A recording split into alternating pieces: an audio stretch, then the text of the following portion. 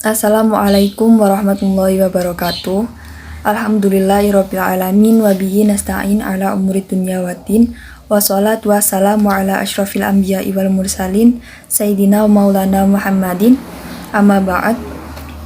Alhamdulillah, puji syukur kehadirat Allah Subhanahu wa taala yang telah memberikan kesehatan kepada kita semua agar dapat berkumpul pada perkuliahan kita pada hari ini. Salawat serta salam semoga tetap tercurahkan kepada Nabi Muhammad SAW yang telah menuntun kita dari zaman kegelapan menuju jalan yang terang benderang, yakni Dinul Islam. Pada kesempatan kali ini, saya Laila Fitratul Nisa bersama dua rekan saya, Alfi Nur Azizatul Rashidah dan Putri Mulia Hasanah, akan menyampaikan presentasi yang berjudul Peradaban Islam Dinasti Abbasiyah. Baik, di sini saya akan menjelaskan tentang pembahasan berdirinya Bani Abbasiyah. Bani Abbasiyah didirikan oleh dinasti keturunan dari paman Nabi Muhammad, yaitu Abbas bin Abdul Muthalib. Bani Abbasiyah menjadi dinasti kekhalifahan Islam terlama sepanjang sejarah yang berkuasa, yaitu sekitar 5 abad atau 750 sampai dengan 1258 Masehi. Dinasti Abbasiyah berdiri setelah berhasil menaklukkan dinasti Umayyah. Mereka merasa lebih layak menjadi tonggak pemegang kekuasaan daripada dinasti Umayyah karena mereka berasal dari Bani Hashim yang garis keturunannya lebih dekat dengan Nabi Muhammad. Sejarah berdirinya dinasti Abbasiyah ini tidak luput dari peperangan berdarah dan bergejolak. Dimulai dengan kampanye yang dilakukan oleh Muhammad bin Ali yang menyuarakan untuk mengembalikan kekuasaan kepada Bani Hashim, yang pada akhirnya kaum Abbasiyah lah berhasil menaklukkan pimpinan terakhir dinasti Umayyah, yaitu Khalifah Marwan bin Muhammad. Abu Abbas al-Assafa berhasil meruntuhkan dinasti Umayyah dan diangkat menjadi khalifah pertama Bani Abbasiyah. Pembahasan selanjutnya yakni mengenai khalifah-khalifah Bani Abbasiyah. Khalifah Bani Abbasiyah berjumlah 37 khalifah, dan yang paling terkenal serta menjadi masa paling berjaya di dinasti Abbasiyah adalah pada masa khalifah sebagai berikut. 1. Abu Ja'far al-Mansur. Beliau adalah khalifah kedua dan pendiri Baghdad. Yang kedua yakni Khalifah Harun ar-Rasyid. Beliau adalah khalifah kelima dan pendiri Baitul Hikmah serta menjadi puncak kejayaan dinasti Abbasiyah. Lalu yang ketiga ada Khalifah Al-Ma'mun. Beliau adalah khalifah ketujuh dan penyempurna Baitul Hikmah. Lalu yang keempat yakni Khalifah Al-Mu'tasim. Beliau adalah khalifah ke-8 dan berhasil mengembangkan ilmu pengetahuan pada masanya. Selanjutnya akan dibahas oleh Mbak Laila. Nama saya Laila Fitratul Nisa. Di sini saya akan menjelaskan tentang masa kemajuan dan kejayaan dinasti Abbasiyah. Sebagai sebuah dinasti yang telah berkuasa lebih dari 5 abad, tentu banyak sumbangan positif bagi pengembangan ilmu pengetahuan dan peradaban Islam. Dari 37 khalifah yang pernah berkuasa, terdapat beberapa khalifah yang benar-benar memiliki kepedulian untuk mengembangkan ilmu pengetahuan dan peradaban Islam, serta beberapa bidang lainnya. Berbagai macam kemajuan yang diraih pada masa dinasti Bani Abbasiyah antara lain bidang ilmu pengetahuan, bidang seni dan arsitektur, bidang sastra dan bahasa, bidang seni musik, bidang pendidikan, bidang politik dan militer, dan bidang ilmu pengetahuan Islam. Yang pertama, bidang ilmu pengetahuan. Kemajuan pada bidang ilmu pengetahuan meliputi ilmu sejarah, ilmu bumi, ilmu astronomi, dan lainnya. Banyak lahir para ilmuwan terkenal pada masa itu, salah satunya adalah Muhammad bin Ishaq. Yang kedua adalah bidang seni bangunan dan arsitektur. Pada perkembangan ini, dinasti Abbasiyah meninggalkan warisan arsitektur Islam yang mengagumkan seperti pembangunan Istana Khosrul Khuldi dan Khosrul Dhahabi.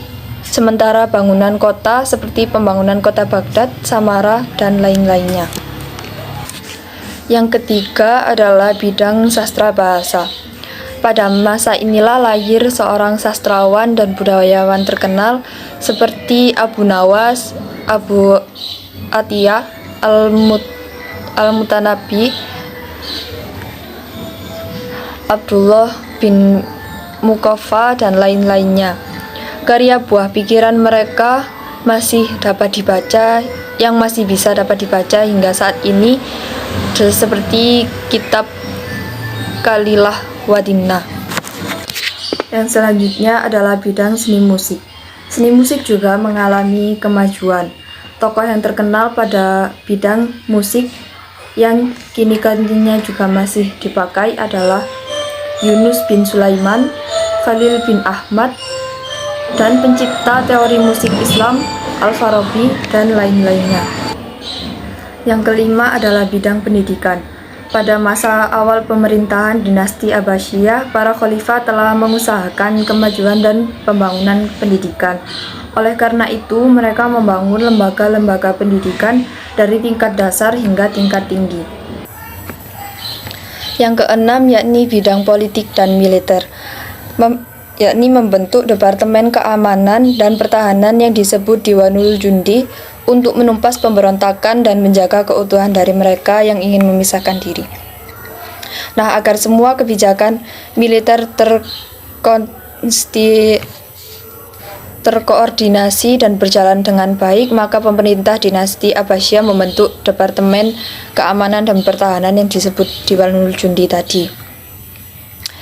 Departemen inilah yang mengatur semua yang berkaitan dengan kemiliteran dan pertahanan keamanan. Pembentukan lembaga ini didasari atas kenyataan politik militer bahwa pada masa pemerintahan dinasti Abbasiyah banyak terjadi pemberontakan dan bahkan beberapa wilayah berusaha memisahkan diri dari pemerintahan dinasti Abbasiyah. Dan yang terakhir adalah bidang ilmu agama Islam, yakni mengembangkan dan memajukan ilmu pengetahuan dan peradaban Islam, diantaranya ilmu tafsir, ilmu hadis, ilmu tasawuf, dan ilmu fikih. Perhatian yang serius dari pemerintah ini membuat para ulama ingin mengembangkan ilmu mendapat motivasi yang kuat, sehingga mereka berusaha keras untuk mengembangkan dan memajukan ilmu pengetahuan dan peradaban Islam. Nah, di antara pengetahuan Islam yang berkembang dan maju adalah ilmu hadis, ilmu tafsir, ilmu fikih, dan tasawuf tadi.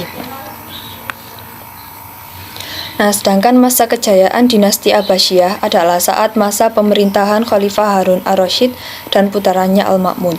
Pada masa kekhalifahan tersebut, kota Baghdad yang sejak awal dibangunnya memang sudah menjadi pusat peradaban Islam, dan kebangkitan ilmu pengetahuan dalam Islam semakin memancarkan kebudayaannya dan peradaban Islam ke seluruh dunia.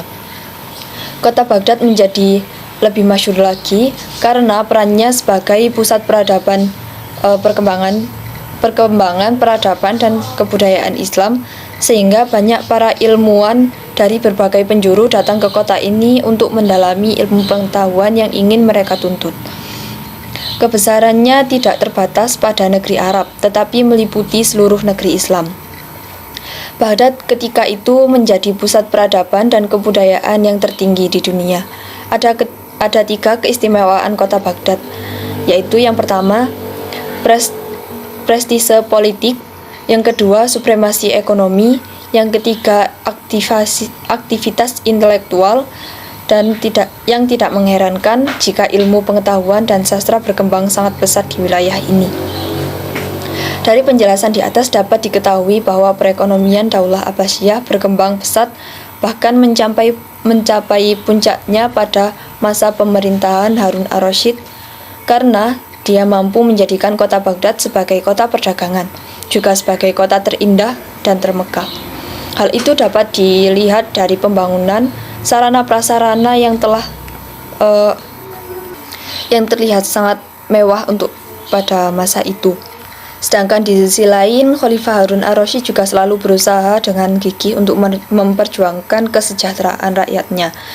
Dia berkeliling ke sana kemari menelusuri daerah kekuasaannya untuk mengetahui keadaan rakyat yang sebenarnya. Mereka diberi pelayanan yang semestinya, sehingga melalui kemajuan ekonomi, rakyatnya pun bisa melaksanakan kesejahteraan sebagaimana mestinya.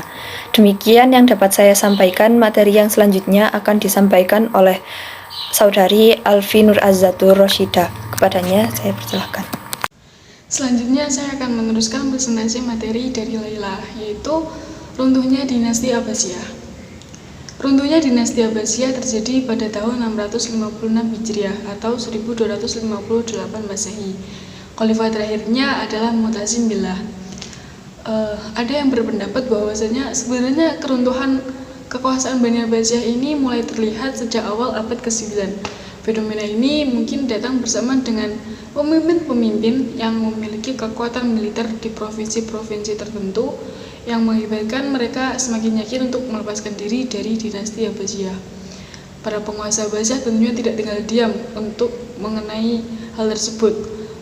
Pemimpin Abbasiyah mengatasi hal tersebut dengan mempekerjakan orang-orang profesional di bidang kemiliteran, khususnya tentara Turki, dengan sistem perbudakan baru.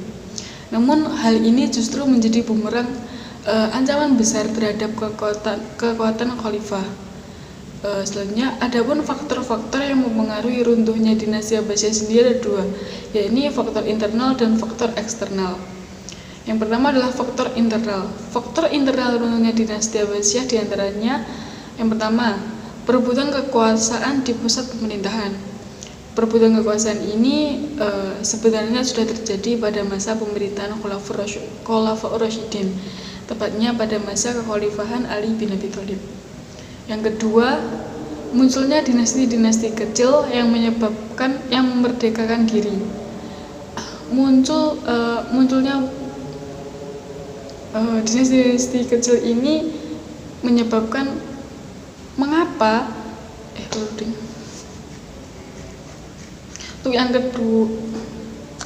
yang kedua adalah munculnya dinasti-dinasti kecil.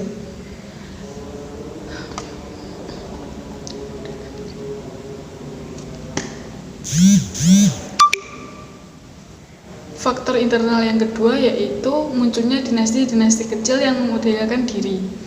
Penyebab mengapa banyak daerah yang memberanikan diri untuk memerdekakan diri sendiri adalah terjadinya kekacauan dan perebutan kekuasaan di pemerintah pusat yang dilakukan oleh bangsa Persia dan Turki. Hal ini terjadi karena sistem pemerintahan pusat berubah menjadi sistem monarki oriented.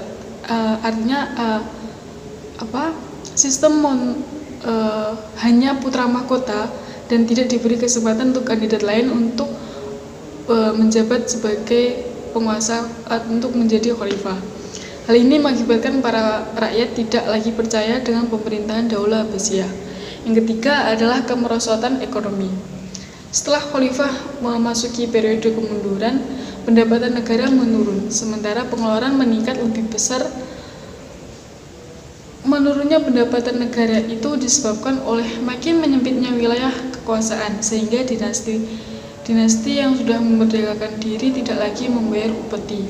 Banyaknya terjadi kerusuhan yang mengganggu perekonomian rakyat, yang menyebabkan pajak rakyat diperingankan,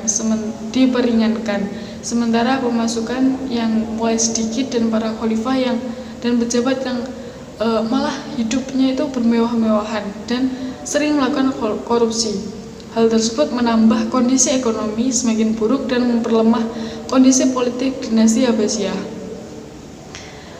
Yang keempat adalah munculnya aliran-aliran sesat dan fanatisme keagamaan. Karena cita-cita para orang Persia tidak sepenuhnya tercapai untuk menjadi penguasa, maka kekacauan itu mendorong sebagian mereka mempropagandakan ajaran Manuisme, Zoroasterisme, dan Mazdagisme atau golongan gerakan tersebut disebut dengan gerakan Zindik. Zindik ini mulai menggoda rasa keimanan dari para khalifah. Khalifah Al-Mansur sendiri sudah berusaha keras untuk memberantas Gerakan Zindik ini dengan mendirikan jabatan khusus untuk mengawasi kegiatan orang-orang Zindik dan melakukan minhah dengan tujuan memberantas, akan tetapi semua itu tidak menghentikan kegiatan mereka. Konflik antara kaum beriman dengan golongan Zindik berlanjut mulai dari bentuk yang sangat sederhana sampai pada konflik bersenjata. Selanjutnya kita akan membahas tentang faktor eksternal dari runtuhnya dinasti Abbasiyah. Faktor eksternal yang pertama adalah adanya perang salib. Perang salib berlangsung selama hampir 2 abad, yang secara garis besar faktor-faktor yang memicunya adalah faktor agama, faktor politik, faktor sosial, dan faktor ekonomi. Yang terjadi selama 2 abad telah memakan perang salib yang terjadi selama 2 abad telah banyak memakan korban dan mereka berhasil menguasai beberapa wilayah Islam, diantaranya seperti Nicea, Baitul Maqdis, Tripoli, dan kota Tire. Untuk yang kedua adalah serangan Mongolia ke negara Muslim. Pengepungan Baghdad yang terjadi pada 1258 adalah sebuah invasi, pengepungan, dan penghancuran kota Baghdad, ibu kota Khalifah Abbasiyah ketika itu dan ibu kota Irak modern, oleh pasukan Ilkhanat Mongol bersama pasukan sekutu-sekutu mereka di bawah pimpinan Hulagu Khan. Jika Khalifah Abbasiyah hanya menolak menyerah dan mengirimkan pasukan, maka Khan menyuruh saudaranya Hulagu untuk menghancurkannya. Setelah invasi dan penghancuran ini, kota Baghdad berada dalam keadaan hancur total. Perkiraan jumlah penduduk yang dibantai selama invasi bervariasi. Menurut beberapa pendapat, dari 100.000 sampai 2 juta orang. Kota ini dihancurkan dan dibakar. Bahkan perpustakaan-perpustakaan di Baghdad termasuk Baitul Al-Hikmah tidak luput dari serangan pasukan Ilkhanat yang menghancurkan perpustakaan-perpustakaan dan membuang buku-bukunya yang berharga ke sungai Tigris. Akibat dari penghancuran ini, kota Baghdad menjadi reruntuhan dan penduduknya menjadi tersisa sedikit selama beberapa abad, dan peristiwa ini banyak disebut sebagai akhir zaman kejayaan Islam. Demikian tadi presentasi dari kelompok 5, semoga bisa bermanfaat untuk teman-teman semua, dan terima kasih sudah melihat video ini. Kami dari kelompok 5 mohon maaf jika ada kesalahan kata. Selebihnya wassalamualaikum warahmatullahi wabarakatuh.